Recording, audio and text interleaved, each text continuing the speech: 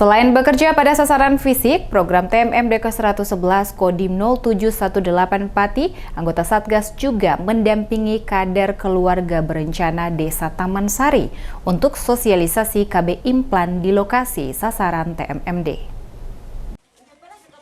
Dalam pelaksanaan TMMD ke-111 Kodim 0718 Pati, anggota Satgas menyempatkan waktunya untuk mendampingi kader keluarga berencana Desa Taman Sari untuk sosialisasi KB implan dari rumah ke rumah warga di lokasi sasaran TMMD. Sosialisasi KB implan dilakukan dalam rangka mendukung program pemerintah untuk memonitor pasangan usia subur yang ingin menjarakan kehamilan dengan metode kontrasepsi implan. Dalam kesempatan tersebut, Sersan 1 Toha Untoro, anggota Satgas TMMD ke-111 Kodim 0718 Pati memberi arahan kepada warga setempat untuk menggunakan KB implan.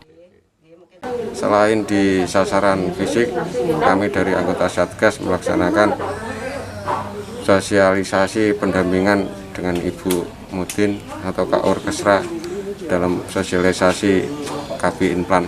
Semoga program-program pemerintah yang telah diprogramkan menjadi terpenuhi dan terlaksana dengan baik sehingga untuk masalah keluarga berencana dapat tercapai.